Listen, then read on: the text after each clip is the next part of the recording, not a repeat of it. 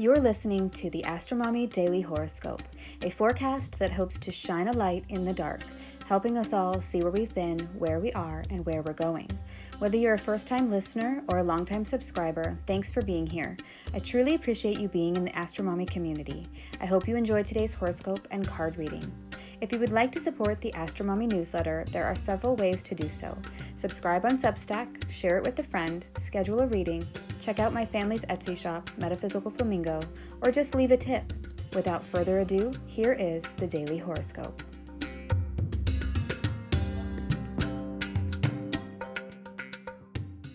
Mercury square Pluto, research, obsession, and the revelation of hidden truths. Daily Horoscope for Monday, April 3rd, 2023. Good morning, friends. So I have decided through much trial and testing that I am going to change my writing schedule from 6 days down to 4 days going forward.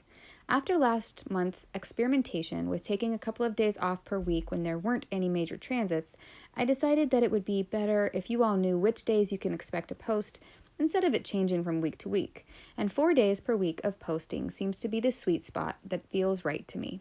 So going forward, I will be posting on Mondays, Wednesdays, Fridays, and Saturdays. Thanks for understanding. Okay, let's get into the astrology. The biggest transit on Monday is Mercury's ingress into the sign of Taurus and then squaring Pluto in Aquarius. Once in Taurus, Mercury will be within the 3 degrees of engagement to forming a sextile to Saturn in Pisces as well, which will be exact on Wednesday. So we are going to talk about these transits in today's post, especially because the moon is forming a yod, a finger of God, with Mercury and Saturn tomorrow evening.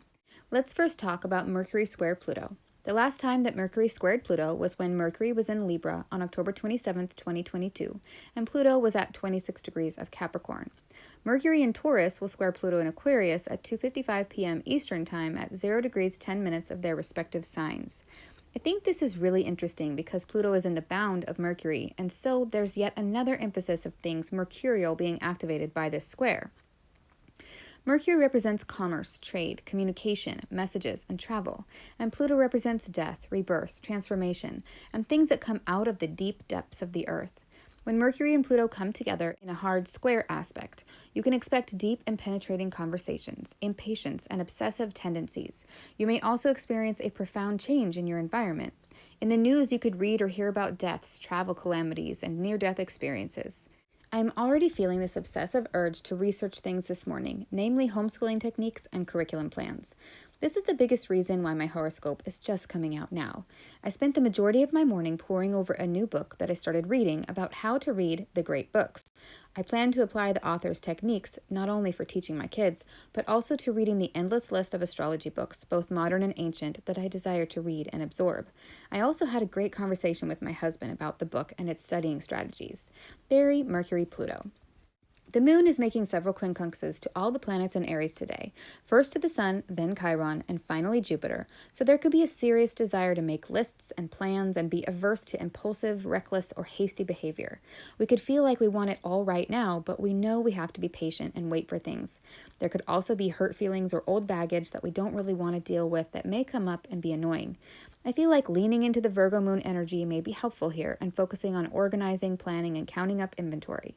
Again, I am feeling this, and I've already made a list of great novels that I want to read, and I have the desire to make more lists. Mostly, I want to write out a list of what I would like to teach at each grade level and which curriculum I would like to use. I want this mapped out so that I know when and how I will teach everything and in what order. This master list will help me relax and know that my kids will receive a well-rounded education by the time they graduate high school. So far, I have tried to follow other people's suggested sequences, but it hasn't totally fit. Now that I'm in my 7th year of homeschooling, I feel like I know enough to be able to make this master list and stick to it. The moon is also making a sesquiquadrate to Mercury in Taurus and to Pluto in Aquarius, right after Mercury ingresses into Taurus in the afternoon at 12:22 p.m. Eastern Time. So there's the desire to get things going and make some changes to the environment, but there are setbacks due to resources. These sesquiquadrates also heighten the Mercury-Pluto square that is forming at this time, so that makes whatever deep truths that are coming out even more contentious and uncomfortable. The moon does form a harmonious trine to Uranus and Taurus 4 hours after Mercury and Pluto perfect their square, so this could indicate something surprising happening that we didn't expect that may have to do with Taurian things like material wealth, possessions, or food. Now, when I write the daily horoscope, I often talk about the transits like everything they are describing is going to happen today, but that is not how astrology works. When the transit takes place, it is like a domino that is knocked over in a domino design, and the event that may happen in your life that reflects the archetypal influences may happen a few days before the transit, during, or a few days after the transit. And it also depends on your natal chart placements as to how strong or significant a certain transit may be or not. So just keep that in mind when you're reading or listening to the daily horoscope. What you need to know for Tuesday. On Tuesday, the moon in Virgo will form a harmonious trine to Venus in Taurus, representing good fortune, wealth, good health, and abundance. And then she will oppose Neptune, which could represent feeling foggy, lost, or in chaos, and needing to make a choice between reality and a dream or fantasy. Then the moon ingresses into the sign of Libra and forms a harmonious trine to Pluto in Aquarius. So this could mean intense feelings, radical changes, or some sort of emotional transformation. She is also forming two quincunxes to Mercury and Saturn in a yod, a finger of God, which represents a point of destiny that could mean serious conversations, travel for serious reasons, or receiving serious news. So Tuesday could be a very uncomfortable and possibly serious day. Let's move on to the card for the day. What is the guidance for today? King of Pentacles. On this card, we see a king sitting on a throne embellished with the heads of bulls. His foot is resting on a bull's head. In astrology, Taurus is depicted by the bull and represents fertility, wealth, and a bountiful harvest. The King of Pentacles has grape leaves adorning his robe, and a flourishing grapevine grows around his throne, symbolizing wealth and abundance as well. Behind him is a castle with 3 towers, again an indication of material success and esteem. The King of Pentacles represents someone who has mastered the material realm in the form of wealth and abundance of resources and power due to financial stature. He is also a caretaker or fatherly type who provides for others with his generosity and sound financial advice. He is the kind of person who plans things out and then executes his plan in order to manifest his goals. As the card for the day, I feel that the King of Pentacles is reminding us that whatever ideas or goals we have right now, through the steady application of effort, will be very successful in a material way.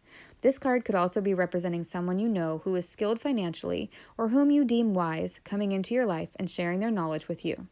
Let me know if this reading resonates with you in the comments. I hope this is helpful. Until Wednesday, AstroMommy.